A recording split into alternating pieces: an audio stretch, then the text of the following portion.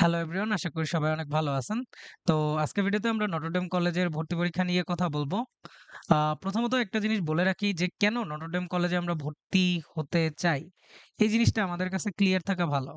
প্রথমত হচ্ছে যে নটরডেম কলেজে আ শিক্ষার অনুকূল সব ধরনের পরিবেশ আছে। এখানের শিক্ষকেরা হচ্ছেন একদম সর্বোচ্চ পরিমাণে আ ডেডিকেটেড। যেকোনো সময় যেকোনো প্রবলেম নিয়ে হচ্ছে টিচারদের অ্যাপ্রোচ করা যায়।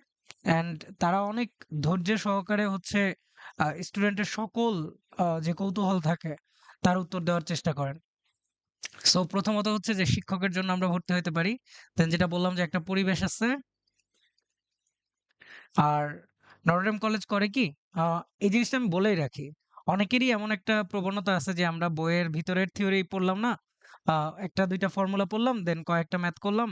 আ হয়ে গেল। চ্যাপ্টার কিন্তু এভাবেও শেষ হয়। পরীক্ষায় হয়তো মার্ক এভাবেও ভালো আনা যায়। তো নটরডেমের পরিবেশটা এমন যে নটরডেমে হচ্ছে সব ক্লাসে ডিরাইভ করে দেখায়। প্রতিটা ফর্মুলা অলমোস্ট ডিরাইভ করে দেখানো হয়। দেন আ তারপরে হচ্ছে আবার প্র্যাকটিসও টিচাররা ভালো পরিমাণে করান। সো ম্যাথ ক্লাসে প্রচুর ম্যাথ করান স্যাররা। অ্যান্ড এখানে হচ্ছে একটা স্পেশাল সিস্টেম আছে যে ম্যাথ আর ত্রিকোণমিতি এই ২ টা আলাদা প্যারালালি চালানো হয়। মানে একটা হচ্ছে যে ত্রিকোণমিতি বাদে ম্যাথ, আরেকটা হচ্ছে ত্রিকোণমিতি। অ্যান্ড আরেকটা হচ্ছে যে স্যাররা আমার প্র্যাকটিক্যালের জন্য যেই জিনিসগুলা লাগে আ যেমন আ কনিক্স আছে, হাইপারবোলা, প্যারাবোলা, আ এলিপস, সার্কেল, স্ট্রেইট লাইন এগুলা, তারপর ফাংশনের আইডিয়া এগুলা হচ্ছে আ স্যাররা আলাদাভাবে পড়ায় থাকেন সবসময়ই। অ্যান্ড এইজন্য হচ্ছে বলা যায় যে মানে এনডিসিতে পড়তে পারি চাইলে। যেহেতু এত ভালো শিক্ষক আছেন, ভালো পরিবেশ আছে। এনডিসিতে পড়লে কিন্তু একটা ঝামেলা আছে যে আমাকে প্র্যাকটিক্যাল রেগুলারলি করতে হবে। এমন না যে আমি বছরে ১ দিন প্র্যাকটিক্যাল করতে বসবো। এটা হবে না। রেগুলারলি প্র্যাকটিক্যাল থাকবে। প্র্যাকটিক্যালে ঐদিন যদি কেউ না করতে পারে তাহলে তাকে আবার এই নেক্সট সপ্তাহ আসার আগেই ওই প্র্যাকটিক্যালকে ক্লিয়ার করতে হবে। যেটাকে আমরা হচ্ছে মেকআপ বলি। সবচেয়ে ফেমাস ওয়ার্ড এনডিসিয়ানদের মধ্যে মেকআপ। আচ্ছা, যাই হোক এগুলা মানে আমাদেরকে অনেক বেশি ডিসিপ্লিনের মধ্যে থাকা লাগে যখন আমরা মানে এনডিসিতে পড়ি নরমালি চিন্তা করলে। অ্যান্ড এখানে সবসময়ই বলবো যে যারা খুবই রেগুলার স্টুডেন্ট তারাই চেষ্টা করি যেন এখানে পড়ার। যারা কোনো কারণে অনেক ইররেগুলার ক্লাস করতে পারবো না বা ক্লাসে টিচার যদি ডেরাইভেশন দেখায়, অনেক লেন্দি জিনিস দেখায়, তাহলে হচ্ছে আসলে আশাহত হয়ে যাব। কারণ আশেপাশে দেখবো যে সবাই অনেক আ ভালোমতো ওগুলোকে মানে ধারণ করতেছে। ডিপ্রেসড হওয়ার জন্য বেস্ট জায়গা হচ্ছে এনডিসি। কারণ এনডিসির যে কুইজ আছে, আ যেটাকে আমি সবসময় বলি যে কুইজটা দেখেই হচ্ছে দেখা যায় যে এনডিসির রেজাল্ট ভর্তি পরীক্ষাগুলাতে অনেক ভালো হয়। কারণ কুইজে আমাদের খুবই কম টাইমে হচ্ছে অনেক কিছু অ্যান্সার করা লাগে। হয়তোবা ৩০ থেকে ৪০ মিনিটে একটা সিকিউ প্লাস ১০ টা অবজেক্টিভ বা ১১ টা ম্যাথ বা ১০ টা ম্যাথ আ ছোট, ছোট খুব বড় না বা বড়ও হইতে পারে। কয়েকটা আবার বড়ও হইতে পারে। সো এটা আমাকে ৩০ বা ৪০ মিনিটের মধ্যে করা লাগে। এবং এটা প্রতি সপ্তাহে ২ টা করে কুইজ হয়। আচ্ছা, সো আমি যেটা বললাম যে এখানে অনেক বেশি কড়াকড়ি আছে আ কিছু জিনিসে। অ্যান্ড আমি যদি আসলে এইগুলা গ্রহণ না করি তাহলে আসলে এনডিসিতে পড়া জাস্ট নামে পড়ার মতো হয়ে যাবে। মানে অল্প কিছু সংখ্যক স্টুডেন্ট সেখানেও থাকে যারা হচ্ছে ইরেগুলার বা ক্লাস করে না ওইভাবে। আ পরে অ্যাটেন্ডেন্স আচ্ছা এনডিসি কিন্তু অ্যাটেন্ডেন্স নিয়েও অনেক সিরিয়াস। সো একটা নির্দিষ্ট পার্সেন্টেজের কম যদি অ্যাটেন্ডেন্স থাকে তাদেরকে ওইটার জন্য কম্পেনসেট করতে হয়। যাই হোক এটা জাস্ট কথাবার্তা কিছু বলে নিলাম যে এনডিসিতে আসলে আ মোটামুটি কি হয়? ছোট, ছোট বিষয়গুলো একটু উল্লেখ করলাম। এনডিসির মধ্যে একটা সুন্দর লাইব্রেরি আছে। আমি এই লাইব্রেরিতে গিয়ে হইতেছে আ বেশ কিছু সময় ব্যয় করতাম প্রায় প্রতিদিনই। এই যে বললাম যে আমার প্র্যাকটিক্যাল থাকে। প্রতি সপ্তাহে ২ দিনের মতো থাকে। সো ওই একটা প্র্যাকটিক্যাল দেখা যায় যে ক্লাসের পরে একটা বড় সময় বা ছোট সময় গ্যাপ পড়তেছে ২.৫ ঘন্টা ৩ ঘন্টার। তারপরে গিয়ে প্র্যাকটিক্যাল হইতেছে। তো ওই সময় দেখা যাইত যে আমি লাইব্রেরিতে গিয়ে পড়তাম। লাইব্রেরিতে আ অনেক রাইটারের বই থাকতো। বিভিন্ন রাইটারের বইগুলাকে দেখতাম। আর এনডিসির পরিবেশটা এমনিতে অনেক ভালো। কারণ এখানের যে স্টুডেন্টরা আছে, স্টুডেন্টরাও হচ্ছে অনেক ফ্রেন্ডলি। তারাও হইতেছে প্রতিনিয়ত একে অপরকে অনেকভাবে হেল্প করে। যে কাউকে হেল্পের জন্য অ্যাপ্রোচ করলে কেউ আশাহত করে না। আর আমি তো দেখা গেছে আমার ফ্রেন্ড বা যেই ক্লাসমেট ছিল যারা, তাদের থেকে অনেক কিছু শিখতে পারছিলাম। ক্লাসের ৫ মিনিট বা ১০ মিনিটের যে একটা ব্রেক দিত বা এই যে বললাম মাঝে ব্রেক থাকতো ওই সময়ের মধ্যেই। আচ্ছা, আরো একটা জিনিস হচ্ছে যে কিছু জিনিস বলে ফেলি। যে এনডিসিতে পড়ার পরে অনেকেরই মানে একটা মতামত থাকে যে আমার কি কোচিং করার প্রয়োজন আছে কিনা এনডিসিতে পড়লে? সো এটা আমি বলব যে এটা আসলে পারসন টু পারসন ভ্যারি করবে। যেমন আমি নিজে কোচিং করছিলাম। যদিও আমার এটা উল্লেখ করা ঠিক হইতেছে কিনা জানি না। নিজে বেশ কিছু কোচিং করছিলাম। কারণ আমার আসলে আ দেখা গেছে যে আ এক্সটার্নাল যদি ফোর্স না থাকে, তাইলে আমি হচ্ছে ওই যে আদর্শ অবজেক্টের মতো কাজ করি। মানে এক্সটার্নাল ফোর্স না থাকলে আমি ওই সময় একদম বসে শুয়ে কাটায় দেই। সো এজন্য আমার কোচিং করা লাগছিল। আর এবছর একজন হচ্ছে বুয়েটে চান্স পাইছে। বুয়েটে ২৮২ তম হইছে। সে সম্ভবত কলেজে থাকাকালীন এবং অ্যাডমিশনেও তেমন বেশি কোচিং করে নাই। মনে হয় একটাও কোচিং করে নাই। আর হচ্ছে উদ্ভাসের এক্সাম ব্যাচে মনে হয় পরীক্ষা দিছে। কমেন্ট করছিল সেখান থেকে বললাম আরকি। সো ২৮২ তম হইছে বুয়েটে। সম্ভবত ট্রিপলই নিছে দেখে একটু খারাপ লাগছে। সিএসই নিল না। যাই হোক মজা করতেছি। অবশ্যই অনেক ভালো লাগছে। সোহাগ টিকাদার নামে ছেলেটা। সোহাগ টিকাদার। ভাইয়াকে আবার অভিনন্দন। তোমার নাম উল্লেখ করলাম। সো এটা আসলে মানে তোমাদের উপরে যারা ভর্তি হবা যে তোমার কোচিং লাগবে কি লাগবে না। যেমন আমার কিন্তু বাংলা, ইংলিশ, আইসিটি এই ৩ টার কোচিং ছিল। আর আ ফিজিক্সটা একটু ইররেগুলার ছিল বা এর মধ্যেও ভালোই রেগুলার ছিলাম ফিজিক্সে।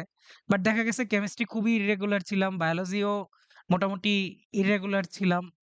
আর সেইম উইথ ম্যাথ। মানে আমি কোচিং করছি কিন্তু আসলে অনেক ভালো পরিমাণে। তো দেখা গেছে যে শেষ সময়ে আমি বায়োলজি কোচিং এ বেশ রেগুলার হয়ে গেছিলাম। তখন আমার মার্ক ইমপ্রুভ করা শুরু করছিল। আমি ক্লাসও ভালোমতো ফলো করতে পারতেছিলাম। আর ওভারঅল মানে আমার হেল্প হইছে। সো ১ম কথা হচ্ছে যে ক্লাস কি এনাফ কিনা? এনডিসির ক্লাস কিন্তু অ্যাকচুয়ালি এনাফ। বাট যদি কোন কারণে আমাদের প্রয়োজন হয় যে আমার কোন ধরনের প্রয়োজন আছে যে আমি হয়তোবা অমুক টপিকটা বুঝতেছি না। আ কোন কারণে বাসায় আমার উপর কনফিডেন্স পাইতেছে না যে আ আমি তো এই যে বললাম আমি তো এক্সটার্নাল এজেন্ট না থাকলে হচ্ছে খুব বেশি নিজে থেকে পড়তে পারি না। সো এজন্য দেখা গেছে আমি মনে হয় আগেও বিভিন্ন ভিডিওতে বলছি যে আমি অন্যরকম পাঠশালার ক্লাসগুলাও করছি। যখন করোনা ছিল আমার কাছে এক্সটার্নাল টিচারও নাই অ্যান্ড উদ্ভাস ক্লাস নিতেছিল কিছু। বাট আমি যেটা বললাম যে আমার কাছে যদি এক্সটার্নালি কেউ হেল্প না করে তাহলে আমি দেখা গেছে ওই যে বসে শুয়ে কাটায় দেই। তো এজন্য আমি অন্যরকম পাঠশালার ভিডিওগুলা সেই সময় দেখছিলাম। ওই করোনার টাইমে। যেহেতু বাইরে যাওয়া যাইতেছে না। দেন ফিজিক্স ওয়ালারও কিছু ভিডিও দেখছিলাম। ফিজিক্স ওয়ালারও। আর এখন তো হচ্ছে এসিএস অনেক বেশি দেখলাম পপুলার। আমাদের সময় মনে হয় মাত্র শুরু হইছিল। আমি ওই সময় আসলে জানতাম না। তো এসিএস তারপর 10 মিনিট স্কুল এরকম আরো অনেক প্ল্যাটফর্ম আছে। এই জায়গাগুলো থেকে আমরা চাইলে অনলাইনেও অনেক কিছু শিখতে পারি। আ রুটস এডু ছিল। আমাদের সময় রুটস এডুর ভিডিও আসছিল। সো সেখানেও সম্ভবত শাওন রেজা ভাইয়ের কিছু ভিডিও আছে। তারপর অন্য আরো অনেক কিছু আছে। শিখো আছে এখন। তো আমি জাস্ট নামগুলো বললাম আরকি যে অনলাইনেও অনেক রিসোর্স আছে। অনলাইনে অনেক কোচিং সেন্টার আছে। অনলাইনে অনেক কোর্স আছে যেখান থেকে আসলে আমরা ওই যে যদি আমার এক্সট্রা হেল্প লাগে তাইলে আসলে নিতে পারি। ঠিক আছে? আর আমি যেই কোচিং গুলার কথা বললাম আমি করতাম সব অফলাইনেই। আ ম্যাথটাও বেশ ইররেগুলার ছিলাম। বাট আমি যেটা বললাম যে কোচিং এ আবার রেগুলার হয়ে কিন্তু আমি তার ফল পাইছিলাম। আমার 2nd টার্মে বায়োলজির মার্ক আস্তে, আস্তে ইমপ্রুভ করতেছিল। তো এটা আসলে মানে এমন না যে কোচিং আ করাটা মাস্ট বা কিছু। আবার এমন হইতে পারে যে আসলে আমি ক্লাস করে মানে ক্লাস তো বেশ আ ৪টা ৫টার মতো প্রতিদিন ক্লাস। তারপরে হচ্ছে আমাকে মানে দীর্ঘ সময় আসলে অনেক কাজ করতে হইতেছে। আমি হয়তোবা অত বেশি পরিশ্রমী না বাই নেচার। যে কারণে হয়তো আমি ক্লান্ত হয়ে যাইতাম আর বাসায় গিয়ে অত বেশি কিছু পড়তে পারতাম না। বা আমার হচ্ছে সোশ্যাল মিডিয়া অ্যাডিকশন বা এরকম কিছু সমস্যা ছিল, আছে। যেই কারণে হয়তো আমার টাইম মানে ইফেক্টিভ টাইম অনেক কম দিনের। আচ্ছা, এগুলো জাস্ট বললাম কারণ আ চান্স পাওয়ার পরে কি? এটার একটা ছোট গ্ল্যান্স দিয়ে দিলাম। এখন মানে চান্স পাইতে এনডিসিতে চান্স পাইতে কি করা লাগবে? এনডিসিতে চান্স পাইতে ১ম কথা হচ্ছে যে সার্কুলার দিবে। সার্কুলারে বলে দিবে যে কোন, কোন সাবজেক্ট থেকে প্রশ্ন আসবে। যদি বলে না দেয় তাহলে আমরা ধরে নিব যে মোটামুটি সবকিছু থেকেই আসবে। সার্কুলার দিবে সেখানে পাবো ডিটেইল। ঠিক আছে? প্রতি বছর এটা একটুখানি ডাইনামিক টাইপের। আমাদের আগে মনে হয় ছিল যে ১০০টা অবজেক্টিভ বা ১০০টা অবজেক্টিভ বা রিটেন অবজেক্টিভ মিক্স এরকম কিছু, বা আমাদের আরো আগে আমাদের বছর হইলো কি ৬০টা অবজেক্টিভ ৬০ মিনিট সম্ভবত এটাই। দেন ভাইভা, সাথে ভাইভা। আবার ২১ ব্যাচে সম্ভবত অন্যরকম হইছে। ভাইভা পরে হইছে বা সামথিং। অ্যান্ড এরকমই প্রত্যেকের জন্য আলাদা নিয়ম হইছে। আচ্ছা, এই যে ২২-২৩ এই সম্ভবত হচ্ছে যে ১ম এ রিটেনের রেজাল্ট দিছে, দেন ভাইভা হইছে। সো এটা এই যে ডাইনামিক আরকি, যে ভর্তি পরীক্ষা কেমন হবে প্রশ্ন। মোটামুটি একটা আইডিয়া করা যায় যে কিছু শর্ট কোয়েশ্চেন থাকতে পারে। শর্ট কোয়েশ্চেন মানে এক কথায় উত্তর টাইপের, বা ক্যালকুলেটরে মোটামুটি উত্তর বের করে তারপর লিখতে হতে পারে। ফাঁকা জায়গা হয়তো থাকবে। আর কিছু থাকবে হচ্ছে MCQ, multiple choice question. And এখানে হইতেছে আমার প্রায় সবই লাগবে। সায়েন্সের যারা আছে তাদেরকে তো আমি আসলে বলতেই পারি যে সায়েন্সের ক্ষেত্রে ফিজিক্স, এসএসসির সব বই পড়বা, ফিজিক্স পড়বা, কেমিস্ট্রি পড়বা, ম্যাথ ২ টাই পড়বা। ম্যাথ হইতেছে ২ টা কিন্তু, জেনারেল আর হায়ার।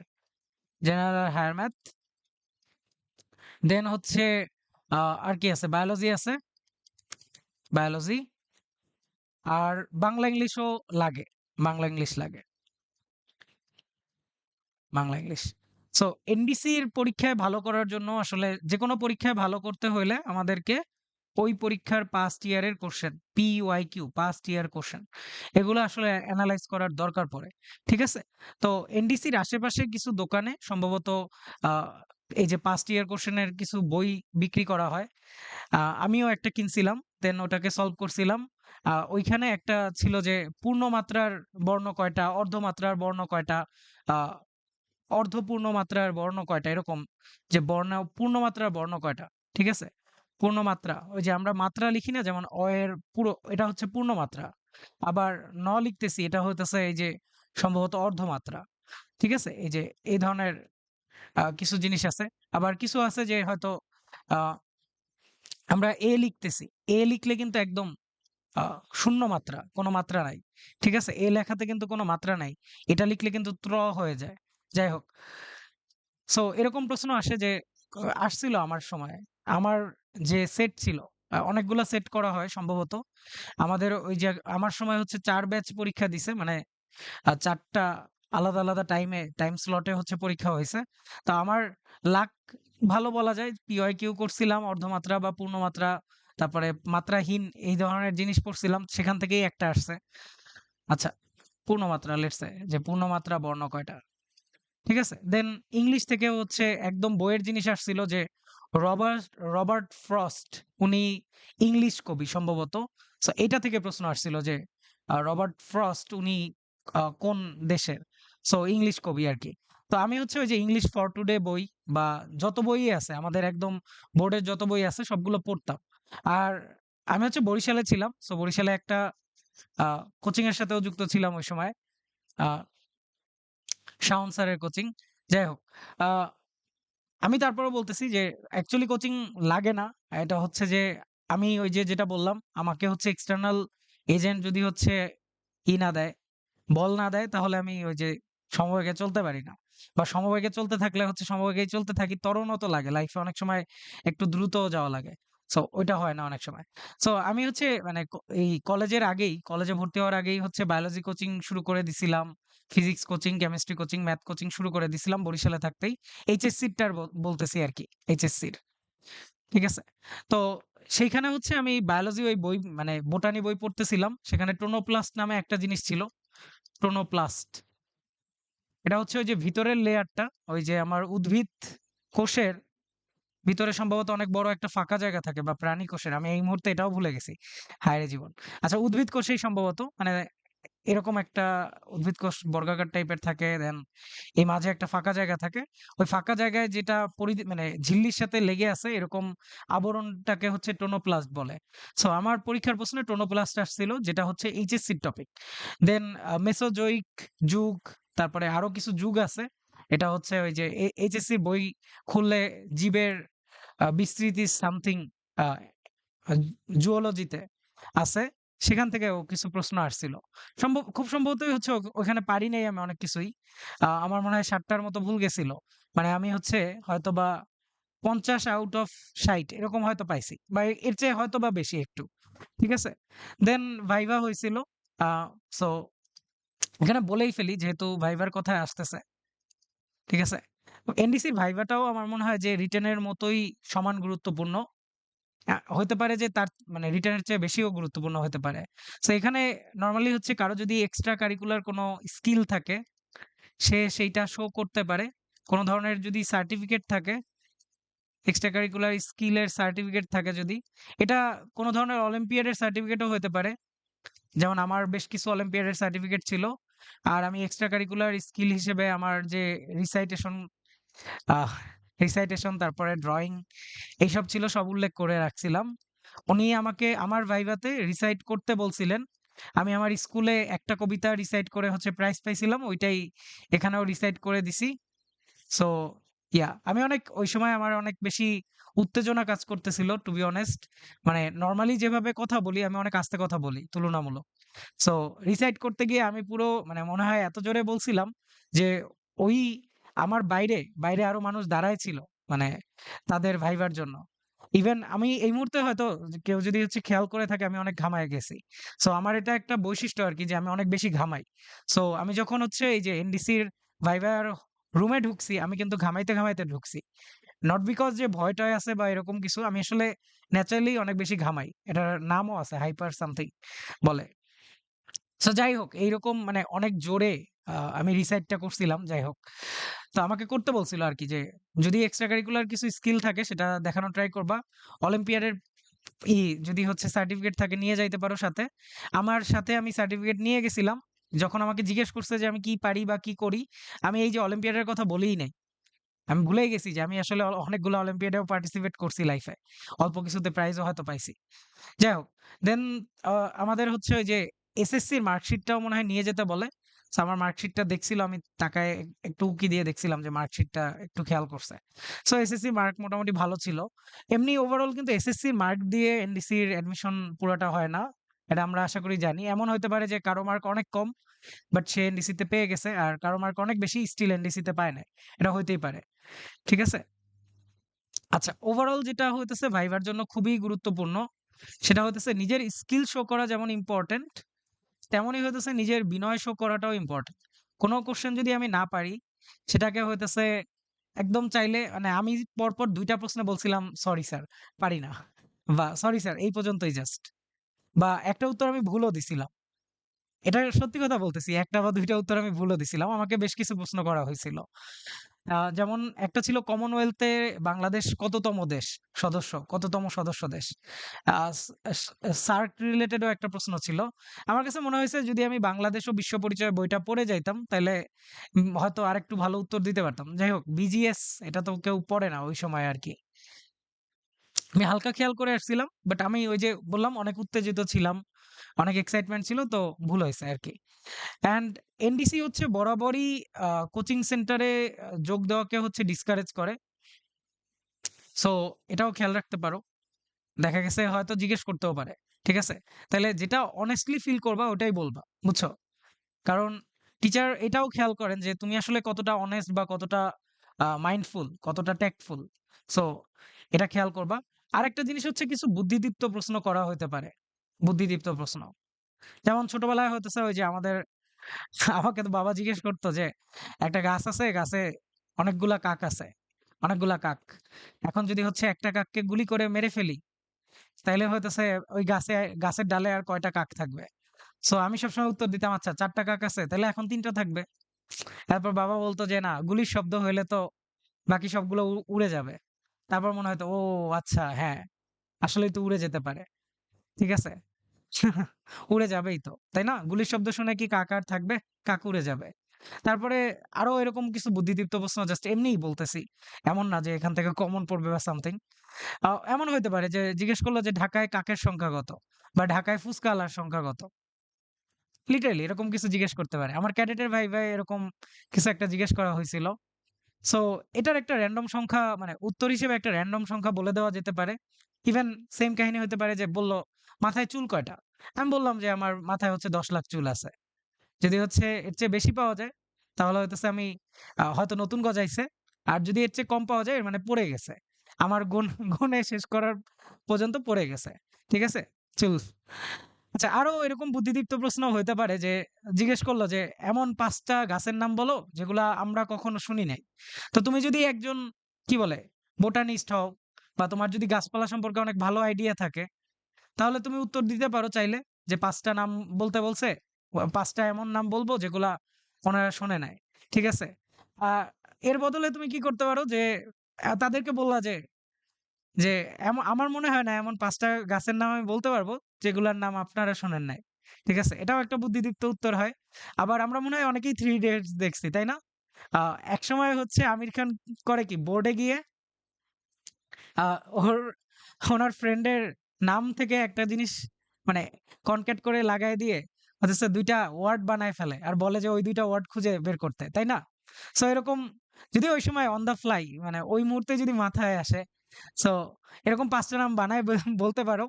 বলে বলবা কি যে না এটা আসলে আ আচ্ছা এরপরের ডিসিশন তোমার যে ৫ টা নাম বানায় বলার পরে তুমি কি বলতে চাও? ঠিক আছে? আর আরেকটা জিনিস হচ্ছে যে কখনো যদি নিজে ভুল করো আর তোমার ভুল যদি কোন টিচার কারেক্ট করে দেন, কোন টিচার যদি বলেন যে না তুমি এখানে ভুল করছো। অ্যান্ড তুমি অ্যাকচুয়ালি সিউর না যে এখানে ভুল আদৌ হইছে কিনা। সো এটাও একটা বড় আ ইমপ্যাক্ট ক্রিয়েট করে টু বি অনেস্ট। যে আমি কি ভুল করতেছি কিনা। আর উনারাও বোঝেন ওই মুহূর্তে উনারাও বোঝেন যে আ একটা স্টুডেন্ট আসলে আ কি বলে এক্সাইটমেন্ট এ ভুল করতেই পারে। তাই না? উনারাও এই জিনিসটা পুরোপুরি আ বুঝতে পারেন। সো ভুল করলেই যে একেবারে সব শেষ হয়ে গেছে তা না। এই যে বললাম আমি ২-৩ টা ভুল করছিলাম। আর খুব সাধারণ প্রশ্নও করা হইতে পারে যে, "আসছো কিসে? এলাকা কোনটা? এলাকায় পরিচিত মানুষজন কে আছে?" বা তোমার ফ্যামিলি রিলেটেড কিছু জিনিস জিজ্ঞেস করতে পারে। আমাদের সময় খুব পপুলার একটা ছিল যে আ সিগারেটের ব্র্যান্ডের নাম জিজ্ঞেস করে। তারপরে যদি কেউ বলে যে, "না জানি না।" তখন স্যার বলে যে, "এত বড় হয়ে গেছো জানো না, এই তো করতেছো, মানে মিথ্যাচার করতেছো।" এরকম প্রশ্নও হইতে পারে, বলা যায় না। সো এগুলো প্রত্যেকটাই মানে বুদ্ধিদীপ্ত অংশে আ আমাকেও অবশ্যই ট্যাকেল করতে হবে বুদ্ধি দিয়ে। ঠিক আছে? আমি আমার সময় হচ্ছে কোন সিগারেটের নাম আমি জানতাম না। ওই সময় পর্যন্ত আমি একটা সিগারেটের ব্র্যান্ডের নাম শুনছিলাম। বিভিন্ন কারণে স্কুলে থাকতে। যাই হোক, তো আমাকে যদি ৫ টা জিজ্ঞেস করা হতো বা এরকমও বলে যে ওয়াইনের মানে আমাদের সময় এগুলো খুব পপুলার ছিল যে Facebook এ স্ট্যাটাসে মানুষজন লিখতেছে যে এরকম প্রশ্ন জিজ্ঞেস করা হবে, তুমি কি উত্তর দিবা? এরকম সামথিং। অ্যান্ড অনেক এক্সট্রিম টাইপের প্রশ্নও জিজ্ঞেস করতে পারে। আমি আর গেলাম না। সো যেকোনো অবস্থায় হইতেছে থাকতে হবে কি? কুল থাকতে হবে এবং নিজের ভুল থাকলে সেটা অ্যাডমিট করতে হবে। আর যদি তারপরেও ইফ ইউ আর 100% কনভিন্সড যে তোমার ভুল হয় নাই, তাহলে তুমি চাইলে এভাবে বলতে পারো যে, আমার তো মনে হচ্ছে যে আমি ঠিক। তবে হ্যাঁ, হতেও পারে আমি ভুল। তো আমি এটা পরে আবার গিয়ে দেখবনে।" মানে উনার যে উনি যে তোমাকে ঠিক করে দিতেছেন, এটাকে যেন তুমি কনস্ট্রাকটিভ ওয়েতে নাও, এটাও শো করতে পারো। এই পুরো জিনিসটা তোমার উপর, বুঝছো? এমন না যে আমি একটা শিখাই দিতেছি, বলে দিতেছি ওইটাই করতে হবে। ঠিক আছে? এই ফুচকাওয়ালার প্রশ্নটা বেশ ভালো। কমন পড়তেও পারে। সেইম কাহিনী কিন্তু যেকোনো কিছুর হইতে পারে যে বলল, "অমুক দোকান কয়টা আছে? রাস্তায় ঝালমুড়ির দোকান কয়টা দেখছো?" বা তোমার ধরো আমি বরিশালের ছিলাম। সো আমাকে বলছিল আমার এখনো মনে আছে। আ বরিশালের এটা হচ্ছে ক্যাডেটের কথা বলতেছি। সো বরিশালে হচ্ছে দধিঘর আছে। আমি ওই সময় দধিঘরে খাই নাই কখনো। সো ওইখান থেকে হচ্ছে জিজ্ঞেস করতেছিল যে দধিঘর এই ওই বা দধিঘরের কয়টা দোকান আছে এই। সো র‍্যান্ডম একটা বলে দিলেই হইতো। এমন আহামরি কিছু ছিল না। বা বললেও এটা বললেও হয় যে আচ্ছা যে আমি জানি না শেষ। সো যেই পরিস্থিতি হোক ভাই নিজেকে একজন খুবই ট্যালেন্টেড, কনফিডেন্ট এবং বিনয়ী মানুষ হিসেবে হচ্ছে উপস্থাপন করার সর্বোচ্চ চেষ্টা করবা। কোনোভাবেই যেন তোমার কোনো কথায় অভদ্রতা সূচক কিছু প্রকাশ না পায়। ঠিক আছে? আচ্ছা। আর সার্কুলার আমার ওই যে সার্কুলারের কথা বলতেছিলাম, সার্কুলারে একটা খুব মজার জিনিস আছে। খুব সুন্দরভাবে নিচে লিখে দেয় যে, ধূমপায়ী স্টুডেন্টদের আবেদন করার প্রয়োজন নেই। আমি জানি না এখনো লিখে দেয় কিনা এটা। আমাদের সময় এটা লেখা ছিল। যাই হোক। সো এনডিসিতে যেটা আমি শুরুতেও বললাম যে এনডিসিতে অ্যাকচুয়ালি কাদের পড়া উচিত? যারা অনেক বেশি সিনসিয়ার, অনেক বেশি রেগুলারিটি মেইনটেইন করতে পারবে, তাদের এখানে আসলে পড়লে ভালো লাগবে। আর যদি কোনো কারণে এটার বাইরের কেউ হয়, তাহলে তার ১ম দিকে একটু হয়তোবা আনইজি লাগতেও পারে। আবার অনেকে হচ্ছে বাবা-মা মানে ছাড়া থাকবা, তাই না? হোস্টেলে থাকবা। সো শুরুর দিকে একটু প্রবলেম হবে তোমাদেরও দেখা গেছে। বাট এনডিসির কিন্তু ওই যে সিনিয়র কমিউনিটি অনেক স্ট্রং। তো দেখা গেছে যে তোমার কোনো প্রবলেমে পড়লে তুমি সিনিয়র কোনো বড় ভাইয়ের সাথে যদি যোগাযোগ করতে পারো, সে আগেই বলে দিতে পারবে যে কোন হোস্টেল ভালো, কোন হোস্টেল খারাপ। ঠিক আছে? যদি হোস্টেলে কেউ থাকে। আর বাবা-মার সাথে থাকলে চেষ্টা করবা যতটা সম্ভব হচ্ছে এনডিসির কাছে থাকার। এনডিসির কাছে হচ্ছে জসীমউদ্দিন রোডে আ জসীমউদ্দিন রোডে মনে হয় অনেক বাসা-বাড়ি ফাঁকা থাকে। সো জসীমউদ্দিন রোডে হইতেছে বাসা নেওয়ার ট্রাই করতে পারো। মানে যারা হচ্ছে পরিবার সহ থাকবা আরকি। ঠিক আছে? সো অনেক কথাই বললাম। এটা হচ্ছে ধরো টিচার হিসেবে না, একজন আ বড় ভাই হিসেবে বলতেছি যে এনডিসি বেশ ভালো একটা পরিবেশ।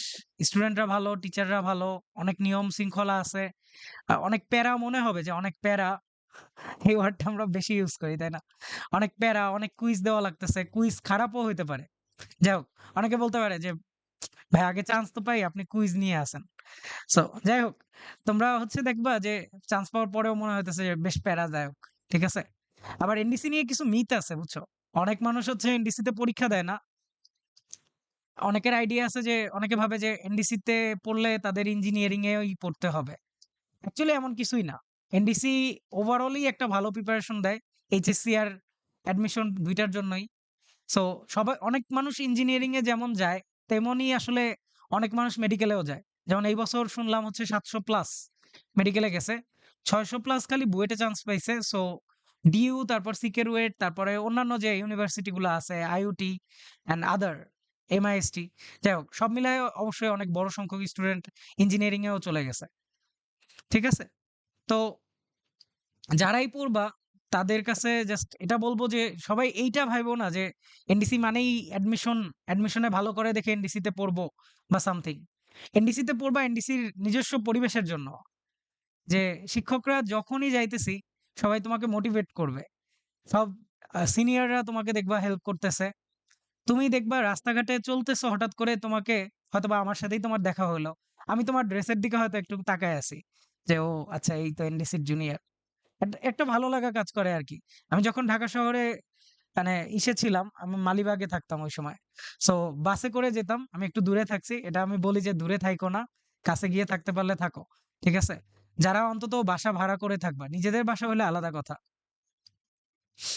তারা হচ্ছে চেষ্টা করবা কাছাকাছি থাকার। জসীমউদ্দিন রোডই থাকতে হবে এমন না। অনেকে হচ্ছে ওই যে শান্তিনগর থাকে। যতটা কাছে থাকা যায় আরকি। অনেকে কমলাপুর এরিয়াতেও মনে হয় থাকে। ঠিক আছে? আবার অনেকে ওই কাছে ধারেও জায়গা আছে। সেখানেও থাকতে পারো। আচ্ছা, যেটা বলতেছিলাম যে আমি বাসে যাইতাম। তো বাসে যেতে গেলে তো দেখতাম এই মানুষজনের সাথে দেখা হইতো। randomly এরকম অনেক সিনিয়রের সাথে দেখা হইছে। ওনারা বলছে, "আরে তুমি এনডিসিতে, আমি অমুক ব্যাচ।" আ রাস্তায় দেখবা হঠাৎ করে তোমার একটা মানে বন্ডিং তৈরি হয়ে গেছে মানুষের সাথে। আগে থেকে পরিচয় নাই, কিছু নাই। সো একটা আচ্ছা, এখানে যেহেতু লিখতেইছিলাম ওয়াই। সো ওয়াই এর একটা বড় কারণ আসলে অ্যালুমনাইও। সো অনেক স্ট্রং অ্যালুমনাই নেটওয়ার্ক আছে।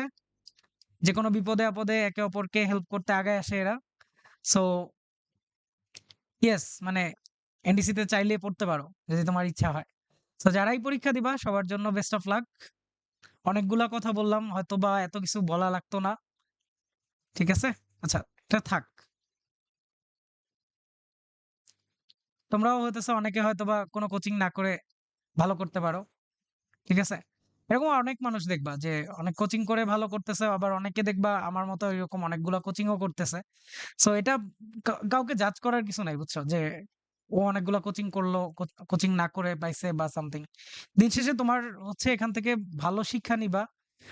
আমাদের এখানে আলাদা সপ্তাহে একটা মূল্যবোধের ক্লাসও হয়। এথিক্স এর একটা ক্লাস হয়। দেন আচ্ছা, এনডিসি নিয়ে যেহেতু আরেকটু কথা বলতেছি, আরেকটু বলি।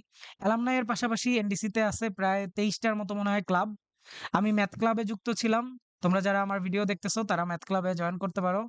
এরকম আরো অনেক ক্লাব আছে। এখানে পড়ালেখার জিনিসপাতিও করানো হয়। পড়ালেখার বাইরের এক্সট্রা জিনিসও করানো হয়। ঠিক আছে? তো বেস্ট অফ লাক। টাটা।